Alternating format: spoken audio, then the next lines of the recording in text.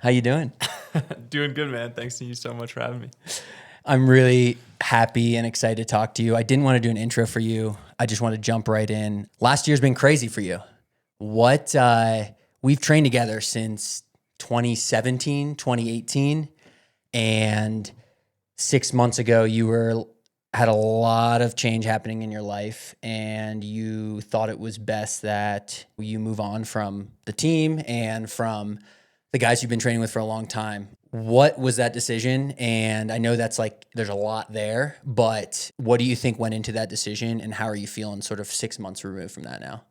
Yeah, I think going into that decision, I think so much of it was going through the courses of trying to force myself to take the next steps in my career and in my life. And I think Morgan was a huge influence on me to kind of draw lines in the sand to realize hey, we can't just stay in Boulder doing the same training system you've been doing. You need to take steps in order to prepare yourself for our future and our goals and where we want to be in life, in 5 years from now. And all those things pointed towards this past year being kind of my last big push in a track season and pushing towards trying to qualify and run PBs and all of that and seeing what that would bring me. I kind of feel that was already a bonus year, where initially when I was we'll call it negotiating with Morgan, my fiance, shout out, we were kind of talking about the Olympics being kind of a great place to walk away from the sport. And then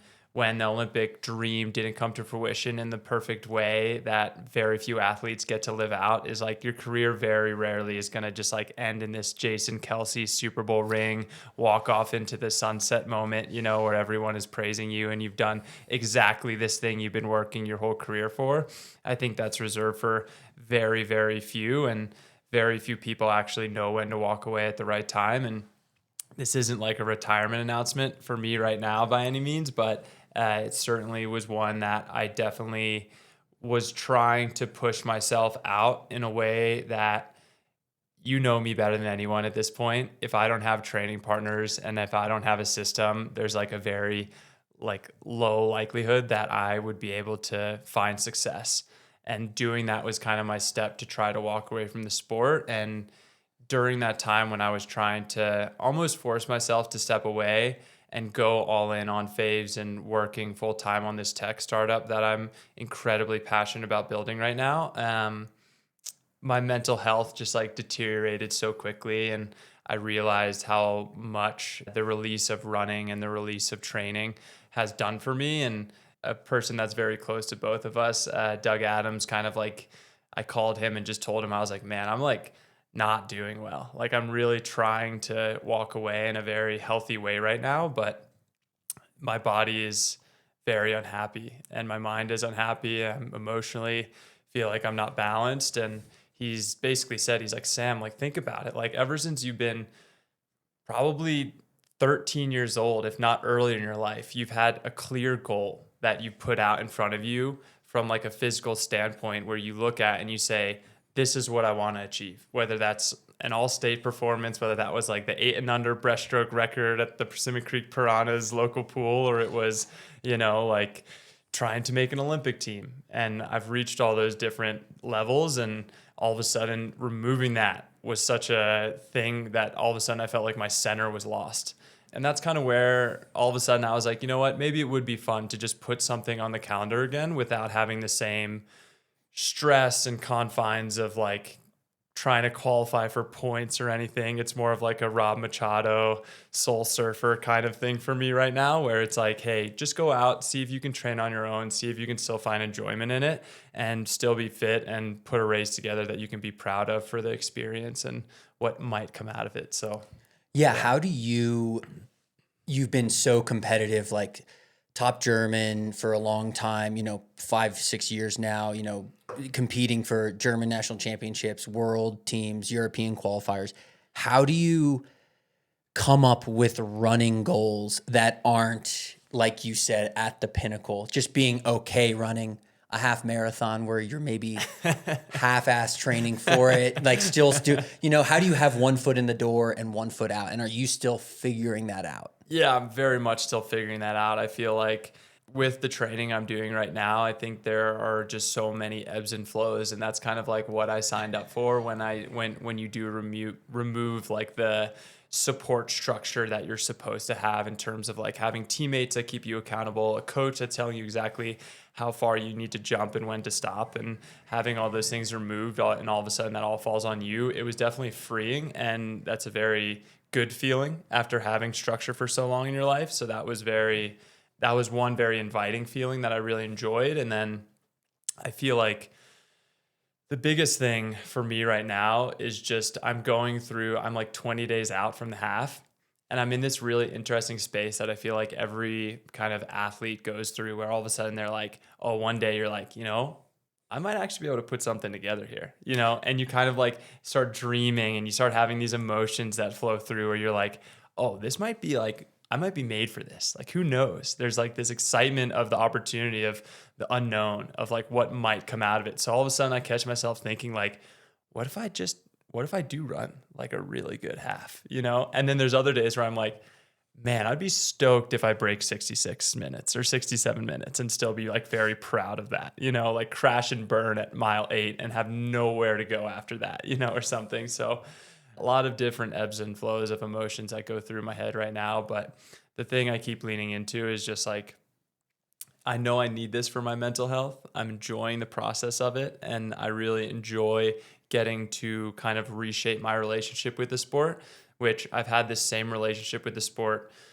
for 14 years old on to 31 years old now. And I know that if I were to keep trying to bang my head up against a wall, just trying to pursue the same 5K time in the same qualification system, I would inevitably probably be pretty miserable in the coming years. And that's kind of the big switch that I needed to change. But from a competitiveness standpoint, it's more so just going into it. Like, I know I'm going to be like fired up in the race. I think it's going to be incredibly hard for me, like, not to just want to go with the lead pack, even though that would be so dumb with the paces they're running today. But I talked to Alex Yee this morning actually, and like something that he said, I asked him, I was like, you got any advice for me for a half?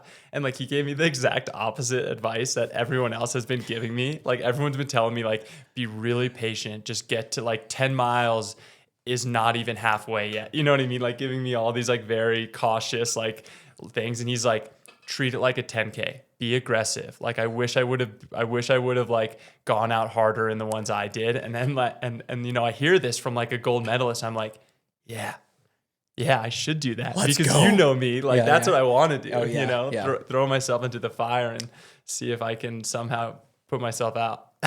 Yeah. I mean, when you were deciding, when you sort of like, like I said, stop training with your, the training partners you've had the last few years, did you think, okay, like I just need a new running goal? It can't be a track goal. It has to be a road goal or something different. Or were you still just like, maybe I can come back to the track at some point? Or are you just like... I haven't addressed that yet. Okay. I haven't allowed myself to like give myself that space yet. Yeah. Running right now is like very much like therapy, like it is for a lot of people. Like, it is my therapy. It's like, if I wake up in the morning and go straight to work and go straight into meetings and stuff, it's like all of a sudden I get to 3 p.m. and I'm like, oh, I feel like shit, But I feel like something that... Sorry, could you repeat your question a little? Yeah, no more. I was really just wondering, like, when you left the team, were you like, I'm never running a track race again? Yeah. Or you didn't know?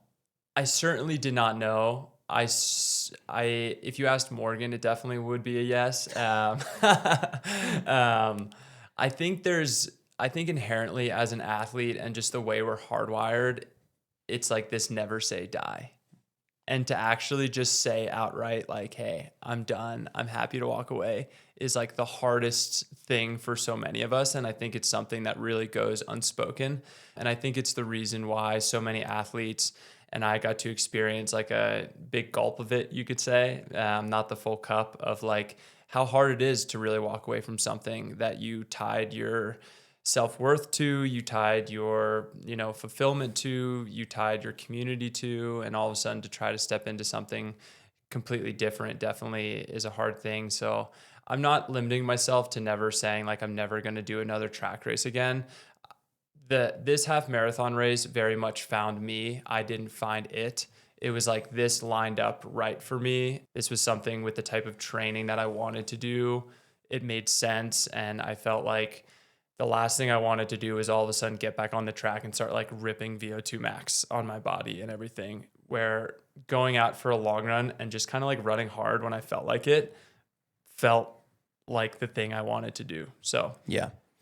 Yeah, no, that makes a lot of sense. There's a lot of, I don't know what to call them, rogue pros, semi-pros, whatever you want to call them in Boulder. What have you learned about the process of training alone? Because like I said, I've trained with you for almost 8 years. Crazy. Like I know you don't love training alone. So what have you learned in that process? And do you feel like you've come to appreciate it? Or are you still just like, I really miss just having 4 or 5 guys doing the same workout, meeting at the same time every week? Like what have you just learned through all that process? I've learned that the older you get, the more you want ownership over things. And I think that's just human nature, is like the older you get, you figure things out, you know your routine, you know the things that work for you, you know the things you don't like, you know? So I have found that, and what I've learned from other people is running is a very like being a pro cyclist and working full time doesn't work. Yeah. Like you can't go out and run 6 hours or ride for 6 hours in the saddle and then expect to come back sometime later in the day and start like cranking out like a workload, you know?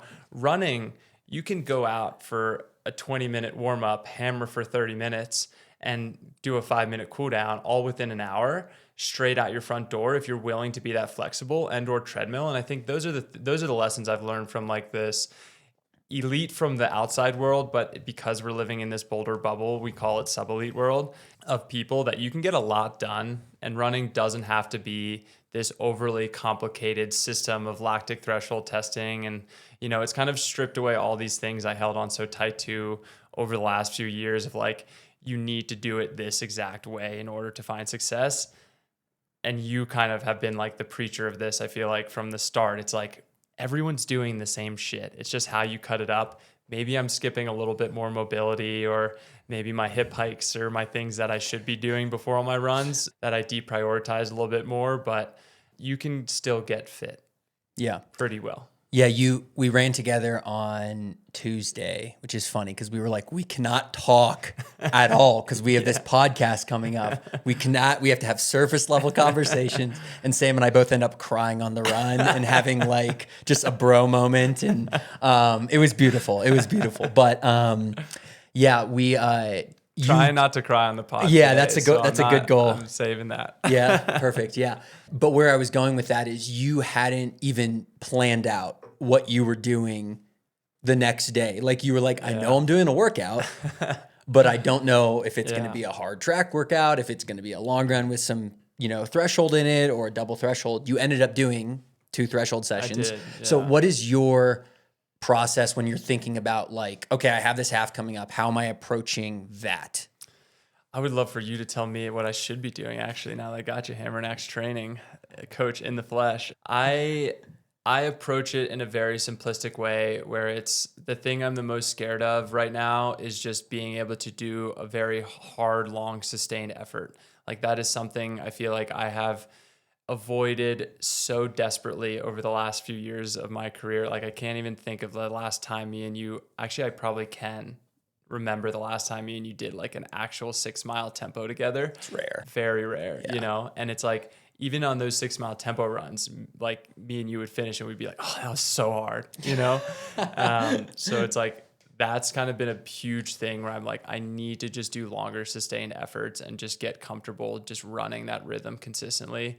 And the reason why I don't schedule stuff is because I want to respect work whenever there is a really important meeting or an athlete or something that I really need to get done. I want to be able to prioritize that. And then on top of it, I feel like I need to also respect what my body's telling me. So there's no reason for me, and this is kind of like the advantage of not being with the team, where it's like if I had a training day written out where it's like, hey, we're doing VO2 max today, and I like didn't feel good, but that's what the rest of the team is doing. I might still try to muscle my way through that workout, where right now I can kind of give myself grace. And, I know you guys were joking when I did that hard long run on Lobo. But that workout, like when I saw Lawrence and I started thinking about my hip movements a little bit, I just started like hammering that. I didn't even plan that run to do that until a mile into that run. I didn't even plan that I was going to run hard that day. Like, that's how late I'm doing the training process right now, and feel like I kind of get to cheat mentally a little bit, where sometimes you can psych yourself out for a workout or like a huge thing coming up. So yeah. Yeah, you did. Very last minute. It was like 12 miles at like 5:10 pace or something, Yeah. which is a half marathon PB. I mean, For sure. it's got to For be sure. at this point. So For sure. you at least know what you're doing. Yeah, no, that's really interesting. Yeah, I just am curious. Okay, so 2024 ended. Both of our sponsors dropped us. You had another shot as, like, I'll call it like getting paid to run, I guess. Tracksmith. Talk to us about what that looked like after 2024 ended, sort of what your process was, because it was a little bit different. Like I said, you wanted to start working a little bit. You weren't just like, I need a running contract for the next 4 years. You were sort of thinking outside the box. So can you just talk about where your head was at in 24, getting the Tracksmith deal, and then ultimately we'll talk about that, ending this year and what life looks like now. But I really want you to just go back to 24 and talk about that. Today's episode is brought to you by Lever Running. Lever is a device that safely reduces your body weight on a treadmill so that you can reduce the load impact and have less injuries and run more. I want to give specific case uses. So another specific case use that I had that I've done myself and I've seen my teammates do is getting creative with your long runs. I think a lot of people think you have to have a structured long run of, okay, we just go out for 2 hours or 90 minutes and, there's not a workout in there. But I think incorporating the Lever device for a lot of your workouts, in your long run workouts specifically, can be really helpful. So here's an example of something I would do if I was someone who wanted to get my mileage up in a long run, but didn't want to, have like, just a continuous workout. So I would warm up outside. I know this sounds crazy. Warm up outside, come back to your treadmill. Maybe that's at the gym. Maybe that's in your garage or in your basement or whatever. Then set up the Lever, do your workout on the Lever device, run a little bit faster. Maybe you do a fartlek, maybe you do a tempo, maybe you do mile repeats, whatever. And then you go back outside after you're done. I think this mentally will break up a 90-minute, 2-hour run a lot better. You're warming up outside. Maybe you're getting some of the benefits of the beautiful day or whatever, but you're safely running a hard workout on the treadmill in a protected area and using a device that's gonna, keep you injury-free for a long time. So, yep, if you're interested, Lever device, Hacks 20. All the information's in the bio. And yeah, let's get back to the episode. Yeah, a lot of insecurity, that's the first word that comes to mind, where it's just like, I think both of us were trying so desperately to figure out if there was any way we could keep Tin Man Elite as it was, and that's the first thing I think about when I think about, like those like last minute, like Lululemon conversations and like, where it's like these buzzer beater conversations with these brands to try to like bring us all together under one roof. And that was the craziest one. That was the craziest one, for sure. I feel like that was like, if we had another weekend, you know what I mean, or something. And like your ASICS contract was basically just like the ticker was just ticking down of like, I need to accept this or not, you know? But I basically realized very quickly, and I've known this from the start of my running career, that only running is probably not the recipe for success for me. And Tin Man Elite and doing creative direction, whether it was with product or working with all the amazing creatives we've had over the years, like that was equally as fulfilling as a process for me throughout my day as running itself was. And I knew I needed another outlet like that if I was going to find success. And I know I wanted to keep advancing my career and my resume and all those life things that we have to at some point address in our lives. And I basically told Ray and Sonnenfeld at Flint Sports, I was like, hey, I only want to sign a contract with a brand right now unless the brand also entrusts me to also work internally for them. And we had discussions with brands that would be willing to sponsor me just as a runner and an athlete, and wanted to kind of do that full 4 year through the 2028 Olympic thing. And then I had brands that wanted to just have me as an employee, but they were like, yeah, and if you want to like run for us too, that's fine, but we gonna need you to like work full time. And I didn't think, and I started the year unsponsored, and I didn't think it was going to ever become a reality where I could do both. So I was just at that point just thinking like run that initial indoor season and then potentially walk away from the sport if there wasn't able to be that dream situation for me.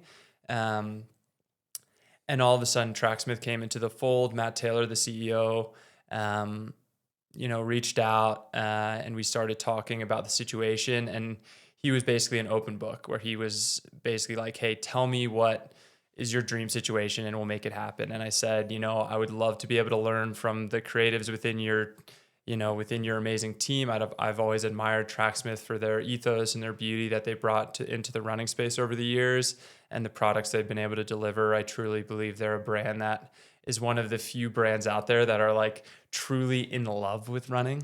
There's a lot of brands out there that make great running stuff, but I don't know if they're the core of their like CEO to their, like marketing department are all truly in love with the sport.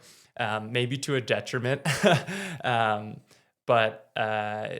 Then I basically said, I was like, I would love to work internally on creative projects. I would love to launch a YouTube channel. I would love to give one last push to making, a World Outdoor Championships in Tokyo. And he granted all those things, and I had a really amazing year with them, and incredibly fortunate that I was able to, do internal work and bring on Asa full time to do projects and bring the YouTube channel to life. And they allowed me to have the balance where I could work internally for them 15, 20 hours a week and also run full time. So that was That's really cool. I remember when you were doing all that, it was like very stressful because you were trying to find this perfect niche thing where you could run, still be a very serious athlete, but also, like you were saying, learn some things. I want to ask about learning some things. What did you learn from the business side of running, working a year with Tracksmith? Because when we were at Tin Man, it was like we learned a lot, I think, and a lot of it was by failure, and a lot of it was just like trying different things. But it was still just a bunch of guys who were friends, just kind of like slinging ideas in a basement and then like putting them to life. It wasn't, this comprehensive, like, okay, like CEOs signing off on these things or, what was it like actually just from the business side of running? What do you feel like you learned? Yeah, that's a great question. I would say the biggest thing I learned was getting an understanding of brand visual identity and how to keep that consistent. Like I kind of went into Tracksmith initially thinking like we need to like shake things up, we need to like change things, we need to bring new life into a brand that has its very clear ethos that it delivers to its fan base, and realizing that's their strength, and I think that was something that I really had to come to a realization of, where it's like, wow, like being true to the core roots of your brand is something that I think is a very powerful thing. And I think at the end of the day, that's what they stand on and that's what they hold on to. And that's definitely something I respect so much with their creative direction and Emily May and how she goes about shooting and how she goes about her videography and how she goes about, from not just from Emily from a creative visual standpoint, but also from a coloring standpoint and how they go about thinking through what colors they're going to be using this year and just the intentionality behind it all was really inspiring to see. I'm just curious, from working in a brand, but also being an athlete, I am curious if you have a changed perspective as an athlete that actually worked for Tracksmith. Like, do athletes make a difference for big brands? I'm curious from your perspective because you were an athlete that also worked for your brand. Do you feel like, I'm really putting you on the spot here. Yeah. Do you feel like you representing Tracksmith made a difference? And do you think other athletes, it makes a difference? I think I think it is so much about what the athlete does during their time with the brand. I think it is so easy for athletes just to wear products. I think it's a whole nother thing for an athlete to truly be an advocate for those products, and how they bring their own community in with those products, I think is where the intersection and where kind of this golden intersection rarely occurs. Yeah. And I think that hopefully when I say rarely answers your question. Mm-hmm. I think unfortunately there's not enough direct relationship with the brand and the athlete. And that's such a breaking point where it just becomes a transaction business standpoint and not a how are we going to storytell and elevate this athlete together, and how are we going to actually listen to them and the things they need.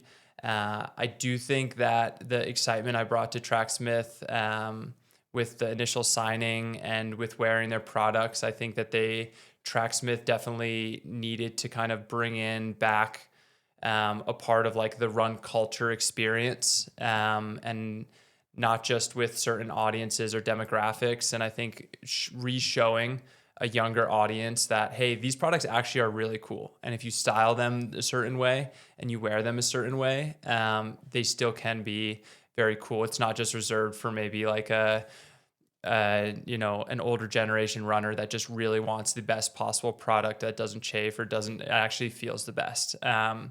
So yeah, I would say yes, I did bring value. At least I'll let my ego tell me that. I thought you did. And maybe it was because I'm used to, like when you were on, the team and when you were with Adidas, people knew that you were an Adidas athlete and they knew that you cared about who you represented and stuff. And so I do think like, I actually agree with you. I think you did make a difference for someone like Tracksmith, but I'm just always thinking about that, like, it's I want to sign athletes one day. That's what I want to do. So Yeah. it's always like, I'm constantly thinking about like, it's my dream job to be at an ASICS or be at a big company and be the one choosing the athletes. So it is something I'm just curious. I do think one thing I'll add to this is I think someone that is doing it very, very well, and it's funny that we're bringing the brand up again, Lululemon, I think, is kind of right now one of the gold standards I see as like brands that are signing athletes that really are right for their brand. Like they just signed Philly Bowden, and I just feel like that was just such a perfect signing with the way they go about how Lulu goes about not being bonus forward. Like they don't really have athlete bonuses built in their contracts. They view them as ambassadors. They are bridging this new gap of like, hey, we need to view our athletes like holistically, not just as these like vessels that are going to wear these things and have these grandiose performances in. And then we will just get an amazing picture for a poster and then bang, bang, sell some shoes on to the next one. Yeah. It's like they bring their personality to the brand. And same thing with Nikki. They do an incredible job at elevating Lulu in that way. So yeah. Yeah, no, I completely agree. And you need to understand your brand so deeply to sign those athletes that actually speak to your brand. Like if ASICS is signing an athlete and they don't truly believe in the sound mind, sound body, feeling and wanting to bring that flow and effortless or, like whatever that ethos is, if they're just signing someone because they're a 205 marathoner, I think there's just such a disconnect there where they won't get what they want out of the athlete then. No, totally. I definitely agree. And I think Lulu is such a great example of someone doing that really well currently.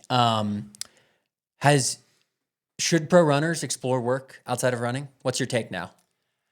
I think that it's a really hard balance to strike. I don't look back. I used to, one of my favorite lines from, what's that, Fury, the tank movie, is when they're all in the tank together and they're just like at their absolute lowest. And this is like the stuff that's going to make me emotional, is like when they're at their absolute lowest and they're like all about to basically like reach their fate of death, and they're like looking and they're like smoking their last cigarette. And then they kind of like joke and say this line of like, oh, it's the best job I've ever had, man. And they're like hitting the side of the tank and stuff. And like, to me, like, that's like, that was like pursuing professional running. That's like you going all in on something and in the pursuit of it is so beautiful. And I think that there's so much that you get out of the camaraderie you have with those people. And for them, it was inside of this tank. For us, it was Boulder and being in this place that we were going to throw ourselves into and throw ourselves at the hills and throw ourselves at these training and these workouts together.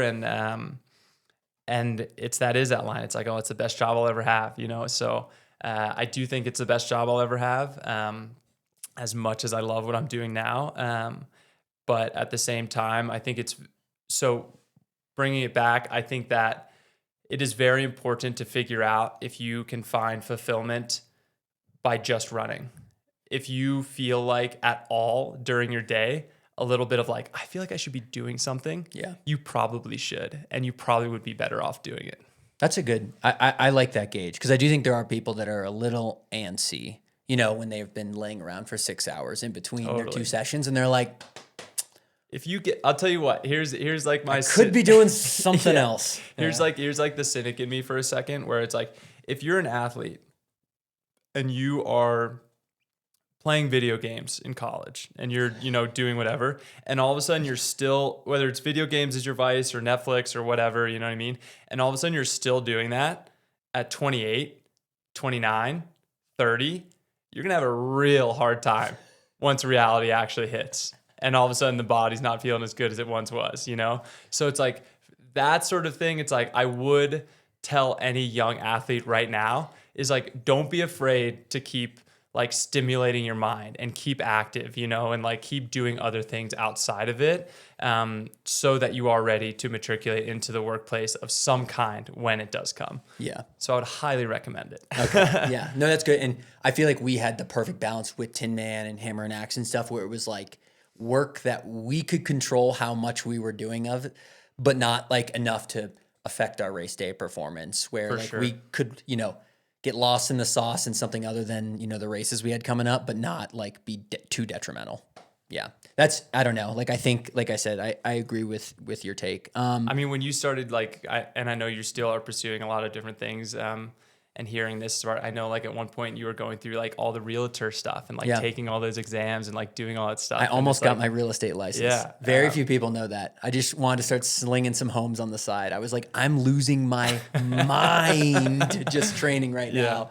Yeah. But that stuff is so good. You know, I think it's so incredibly healthy. And like with AI technology today, like you can get so far with so little actual critical thinking on your own. And you should be utilizing that in order to like help guide your future, for sure. Totally.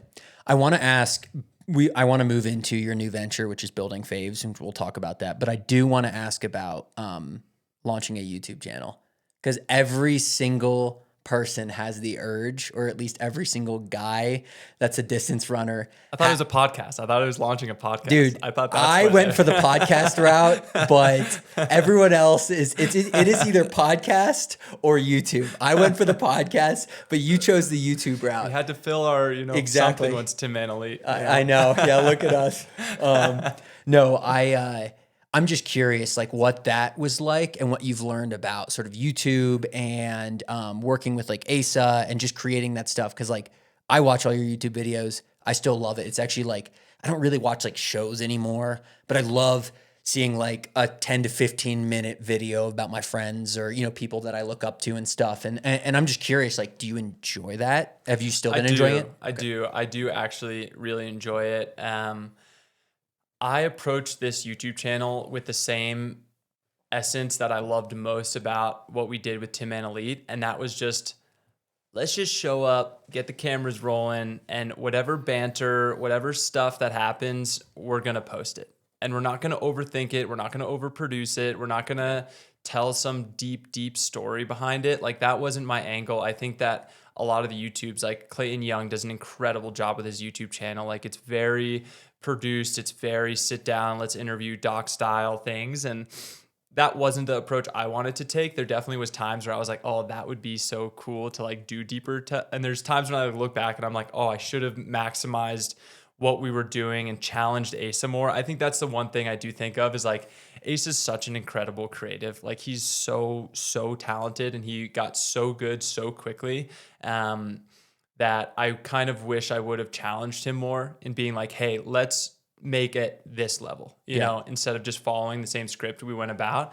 But that's kind of what I decided early on, was just make really digestible content, and just see what comes of it. And it is very cool to see the community and it's the same thing we experience with Tin Man Elite, is you can just build a deeper level of community on YouTube than you can, especially in today's, what I call consume and move world of Instagram and TikTok, where it is impossible to grab people's attention for more than 5-10 seconds. And if you do, it is a feat. Yes. With how much things are being churned and burned out there right now, and people abiding by the algorithmic flow of things and everything. And YouTube, I think, is a way for people to kind of like tear that back and kind of like bring the power back to be like, you know what?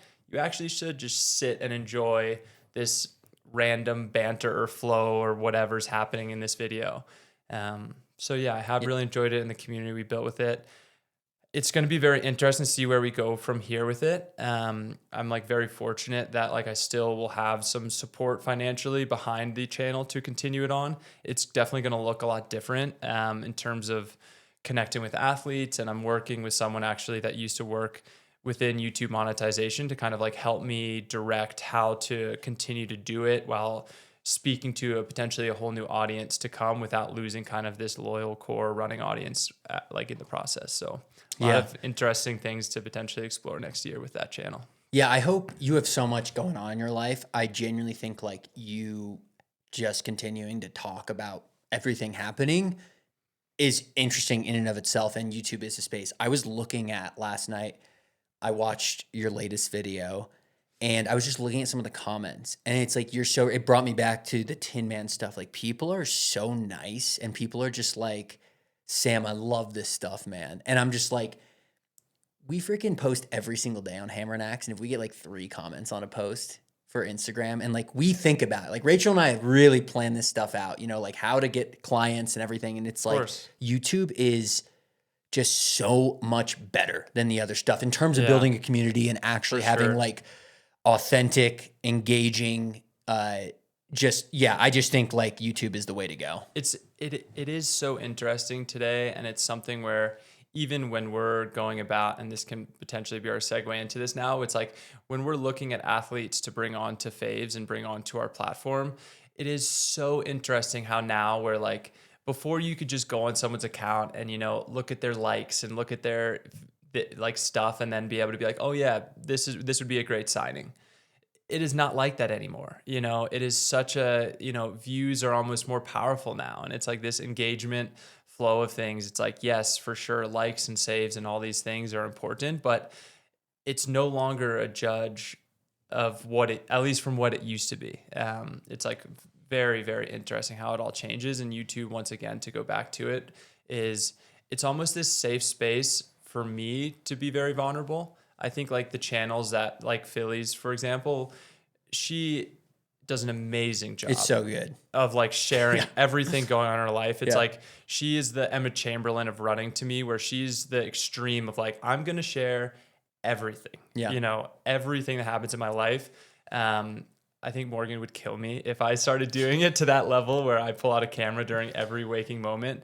And you need to find your balance between it. But the core of the Tin Man Elite stuff and what I'm doing now is like, I just promised myself I want to be really vulnerable on this channel, because I do believe vulnerability is in turn like the modern day celebrity, where if you're willing to share your journey, that's what people are going to resonate with. They're not going to resonate with, you know, people resonated with me saying like, I lost my sponsor in this really sucks video way more than the video I posted where I was like, I ran the fastest 5K of my life.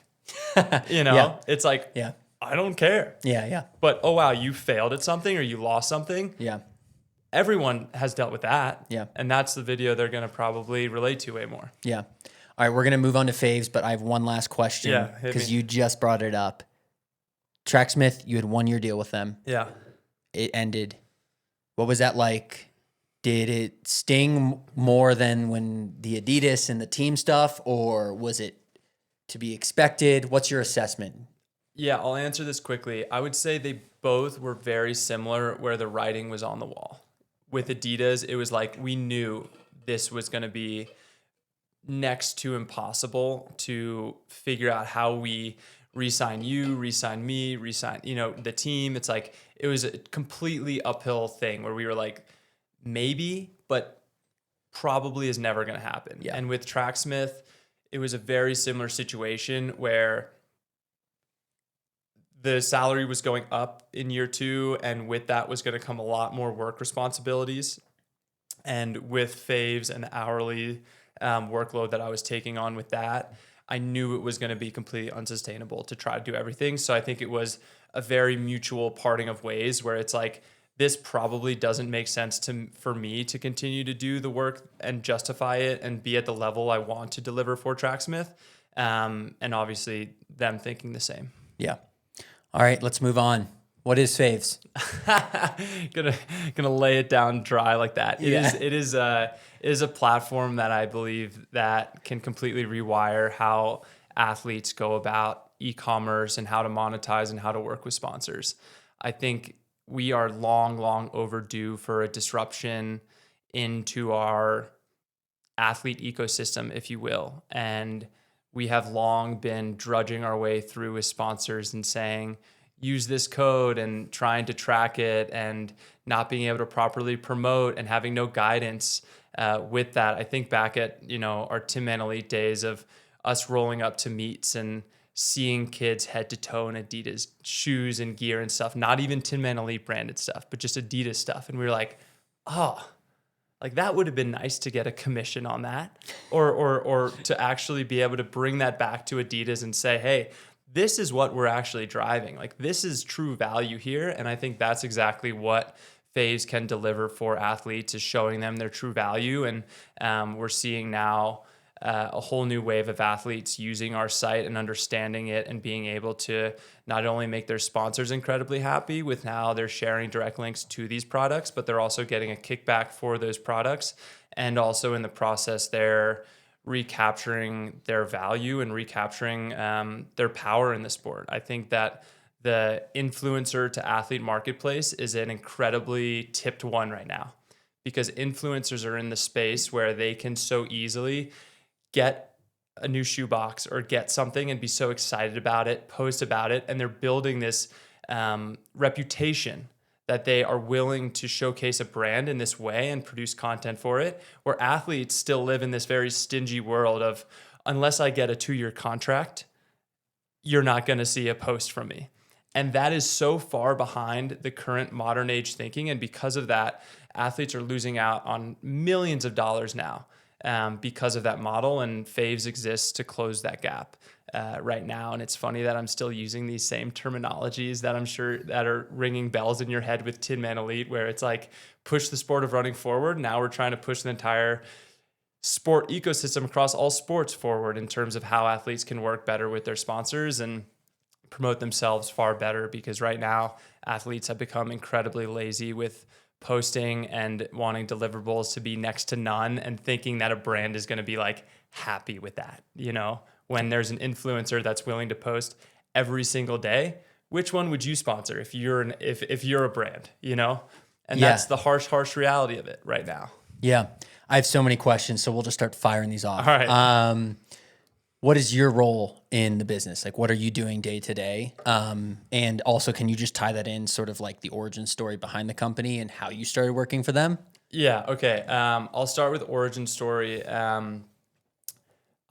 Thomas Salas, the CEO of Faves, an ex-University of Portland pilot, RC's Army athlete, knew about Tin Man Elite. He knew about like kind of the business, and he reached out to me, basically just kind of like pitching me this idea, this blueprint, and he showed me this like Sam Parsons shop page that he had built with his CTO, Kai, who is also a Portland pilot teammate of his.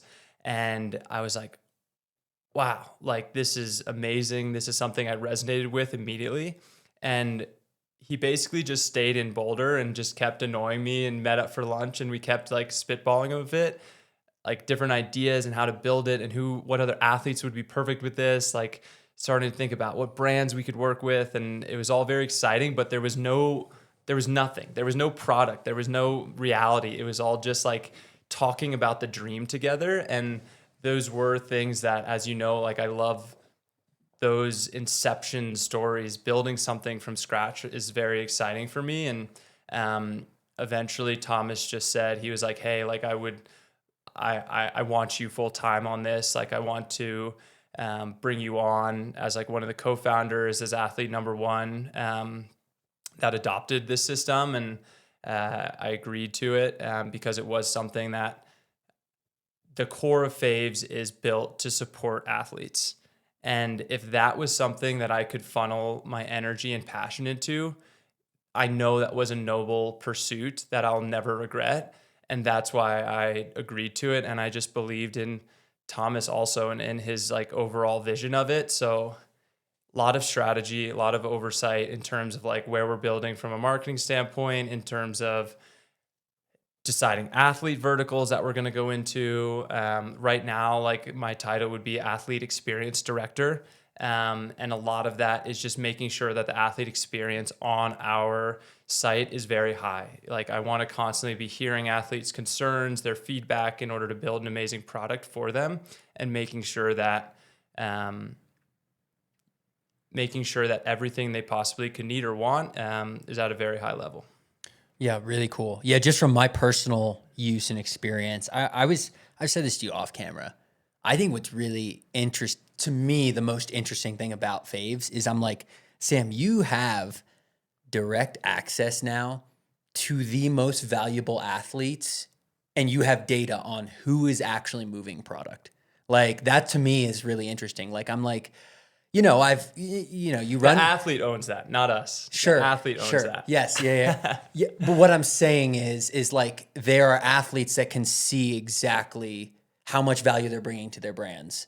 And, that's something that, like I said, is super, super cool. Versus in the past, it's like you were saying earlier, like, okay, they have a lot of followers and they get a lot of likes, but are they selling the shoes that they're being paid to wear? I don't know. I think that's one of the coolest things. It's just like, knowing like, okay, like I can work on this. For me, it's been fun just like seeing which products people are interested in. And I really, really enjoy using it, and it's cool. I wanted to ask you, what upcoming stuff are you guys working on right now? Like what are some projects you have? What are some things that you guys are, maybe some athletes you want to sign, anything you're allowed to share? Yeah. We kind of, to be honest, like if I'm being very honest, like we basically had to push a product out probably before we were ready to. Yeah. And as you experienced with what the product was when you first onboarded to what it is now is completely different. And that is the nature of a tech startup, is that every 6 months, it's probably going to look completely different. And we have a full launch coming up. I don't want to put a hard date on it. Our design engineers and marketing would all come at me with pitchforks if I said like May 1st, everything is going to be done and delivered, because that is or they'll get it done then. Yeah, exactly. We'll say coming this spring. Okay. We're doing a full relaunch, full rebrand, full like makeup redo of our shop pages, of our website, of our brand portal. We're going to have a huge wait list of brands in order to, have this laundry list for athletes to be able to choose from and work with potentially. We are going to be launching in a full new sport verticals in the WNBA, in League One volleyball, in the triathlon world, World Cup soccer coming up. So there is like so many different moving parts with what we want to build. Bringing in athlete investors onto our athlete board is something. It's weird you didn't ask me. Yeah, it's coming. It's coming. The term sheet's coming. But there is these things that it does make your head spin really quickly when I start like thinking about like, wow, there is so much ahead of us, and there's so much amazing vision and passion that we have for this, and we need to do it. There's like, we need to actually build it. We need to put pen to paper. It's not just getting to like talk about it. It's actually building something that can really be sustainable for athletes to monetize themselves and be a place where they can do all of their business and be able to completely live and function in a very healthy way in this new tech world. We need to bring athletes into the modern world, and that is exactly where our system is already doing. But I think in the next 4 months, what we're like, the product that we are going to be able to deliver to athletes is going to be such a no-brainer that any athlete that is not using it, I think, is just going to be completely missing out and will miss out on sponsorships and inevitably have a shorter career than they want to. Like, I'm that passionate about like this future of what we're building right now. You're bullish. Very, very much so. I love it. I'm trying to think how to word this question. I was thinking about this when I watched your YouTube channel. You're in such an interesting spot in your career because I'm like, he's working, he's sort of still running competitively. We'll talk maybe a little bit about that at the end, and you're also like talking about this stuff. And I was like, for Faves, Sam just having his YouTube channel is actually a job in and of itself, because the way you talk about, I'm wearing these half tights and I'm wearing this hat, and oh, by the way, you can see all this stuff at, my Faves page. I was literally thinking like, is that something that they want you to keep doing? Because I would want that. Like generally speaking, I'm like, he's working, but he's also providing value just by talking about this normally. And this is what every athlete should be doing. This is what every single athlete should be doing in the modern age of sponsorship. Just running fast or just climbing high enough is not enough anymore to sustain a career. Unfortunately, from what we were in 2017 and being able to roll up to a race, be top 5 or whatever, and just have your sponsors there was barely Instagram posting then. Now it's like, if you don't post after a race, like, imagine if Christian Blumenfeld didn't post after a race, or posted his entire buildup to this race. You know what I mean? He would have half the sponsors that he would have. It's true. I'm sorry, I'm just beating a dead drum here now, but we want to make our platform so easy to use that athletes can do that without having to have all the bells and whistles. It can be as simple as, hey, throw it up in a post if I'm just training and running. We want to make it so incredibly easy for athletes to use and promote all their sponsors all in one click that it's just such a no-brainer that it's like, hey, this is what I need to do in order to consistently provide value to all my sponsors. And I can't keep up with the deliverables of, oh, I need to post this way, I need to like call this out this way, Instead, it's like, hey, Taylor Knibb just won, the championships. Or I'll use Matt Hauser because he's an athlete. Taylor Knibb coming soon. Hopefully, Lawrence maybe will help me with that one. Matt Hauser, world champion. After he goes back to back this year, unless Hayden or Alex have something to say about it. If Matt goes back to back and after he finishes, and I just go back and think of his videos from this year, where he's winning at home soil. He's doing his whole like amazing celly and everything through the line. If he was able to post right after that and say, hey, here's everything I used to win this race today, that traffic would have been insane. The same way Connor Mantz, after he set the American record and he just posted and said, hey, here's everything I used to set the American record. That traffic was insane. And that's the thing that Connor was able to capture that moment, where otherwise without Faves, they're not able to. And it's just hypothetical at that point, where now Faves can build that tangible value and they're going to feel that from a monetary standpoint also. Totally. All right. I'm going to ask one more question about this because I'm just curious. I want your advice on this for anyone out there who is an athlete.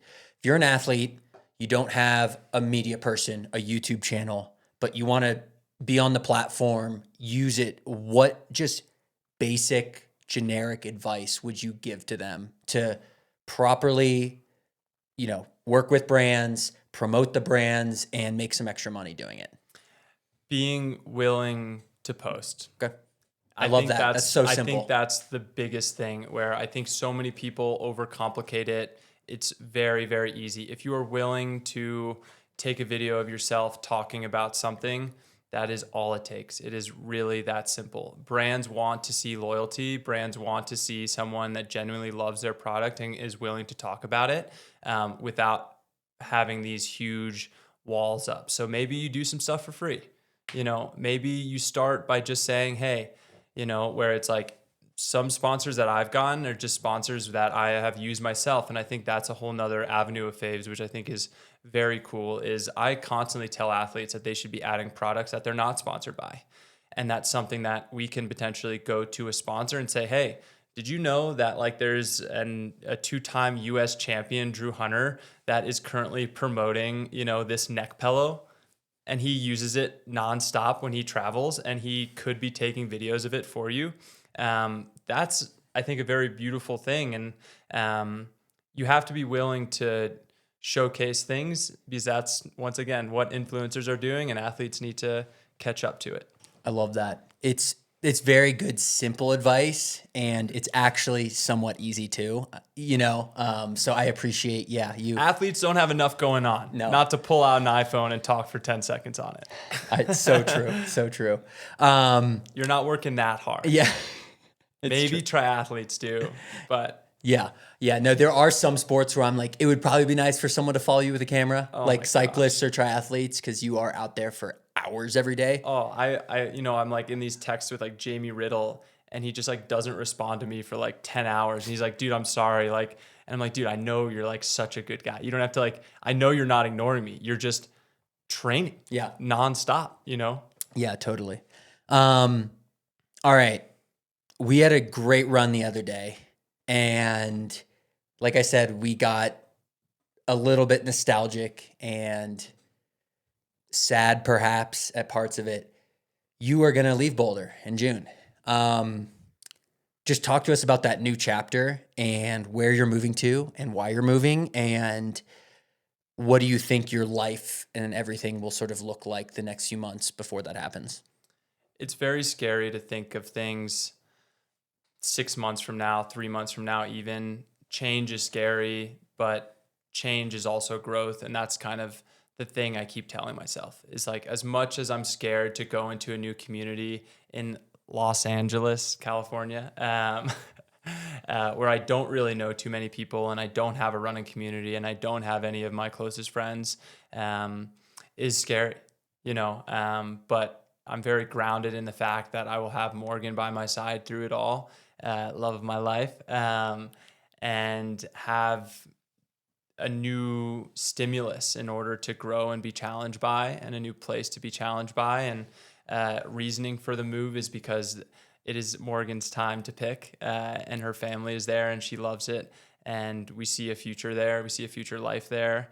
I'm pretty much done with seasons. As you know, I've never liked, I'm not who's a good example? Who's the Dartmouth coach now? Oh, it's Ben True. Ben True, thank you. I'm not the Ben True lone wolf, go out in the snow and train hard by myself attitude.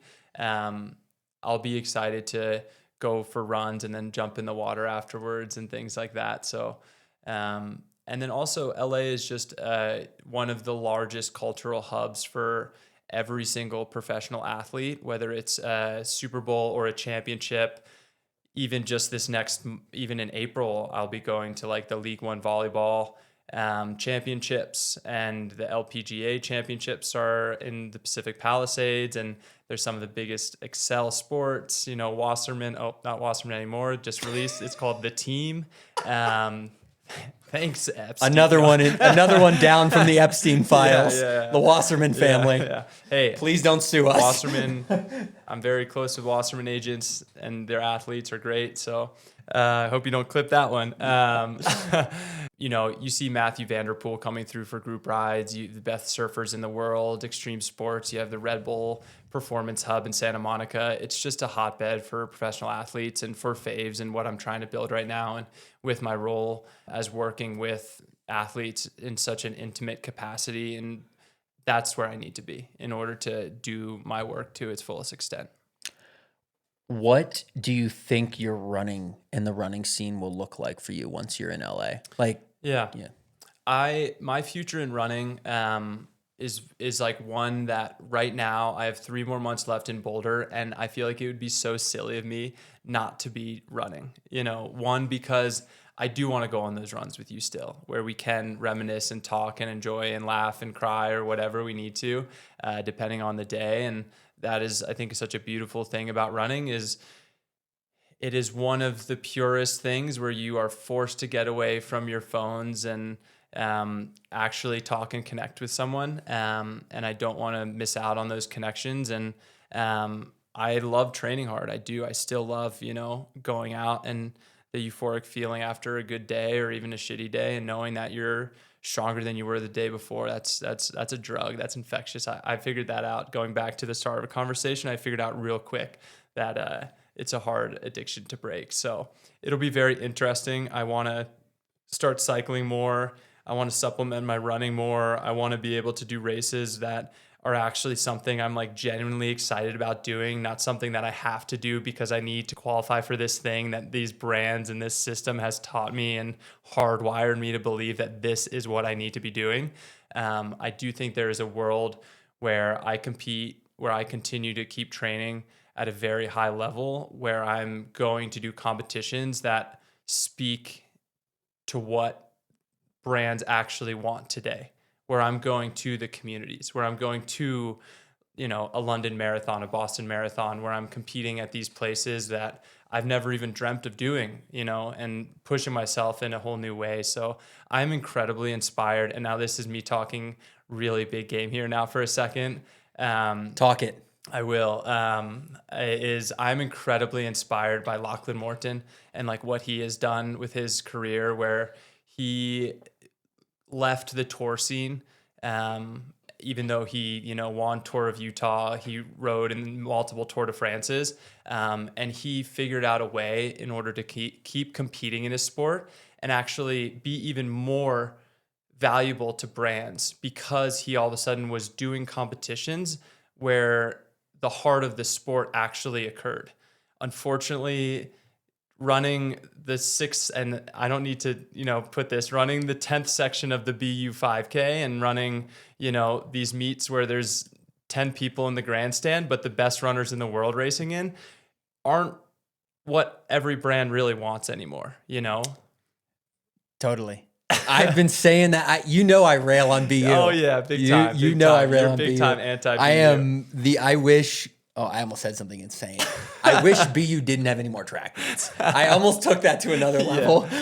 But I'm very inspired by Lachlan and what he's been able to do with his career. And I hope to be able to find a relationship with running as he has with cycling, where he can completely redefine it, find a new lane that is still very fulfilling to potentially brand sponsors. And if that's a way where I can continue, as you said, be able to like promote, connect with, and elevate Faves and show people that, hey, there is a new way that you can potentially be a professional athlete in this space without having to fit in this one category that we so easily all just fall into, because that's what the system is built for. Okay, you talked about the exciting parts of moving to LA. What are you nervous about? What are you scared Concrete, about? bro. Yeah. Concrete and cars, man. Yeah. It's scary to, think about, not having people to run with, having to do most of my workouts on concrete. I think that those are the biggest things that popped ahead, as funny as they sound, but I think that's the reality of it, where it's like, I don't want to lose my love of running just because the place isn't built for running. Yeah. I've been just like so spoiled by Boulder, Colorado for the last decade of my life, where it's like I can run from my apartment and all of a sudden I'm on like Cottonwood Trail, which is like like a bottom tier run in Boulder, but it's like a 1.25 gravel section where like the flat irons and the sun is setting perfectly, and everything. And it's like, I would probably kill for a Cottonwood anywhere close to wherever my next apartment is in LA, because I would just run back and forth on that baby all day long. I love that. You touched on some of the things you're scared of. Being like, also just like the new community. Yeah. And like what that is going to feel like and be like Boulder's very chill in a way. And I'm like kind of scared of like the everyone trying to be someone vibe of, or at least the stereotype of what I feel like people think about when they think of LA. So I don't want to get caught up in the rat race, I guess is what I'm saying. I want to stay true to myself. Yeah, no, for sure. I want to move on to our last sort of segment of this podcast. Man, this bum energy is good. It's got me through this whole podcast just effortlessly. Wow. And the root beer flavor. Where can we find find the information on this thing? Man, link in bio on my Faves account, direct link, monetization directly back to me. Would really appreciate the support. We're past an hour at this point. We're getting silly. I asked Joey this question. Dude, like when you moved out here, it was like running was so simple, and it was almost like, it wasn't like this built out infrastructure that it is now. And like, it's hard to explain, but it's just like people give a shit about running now so much more. And it's become almost like corporate and like, I don't know. I don't want to say soulless. I don't believe in that. I think it's great more people are running, but What, you don't think all these black and white running brands are making it soulless? Okay, maybe it is becoming soulless. But what advice and what do you give to the kid that's the dreamer that's like, I want to move to Boulder and I want to try to become a professional athlete and I want to try to do what Sam Parsons did 8 years ago?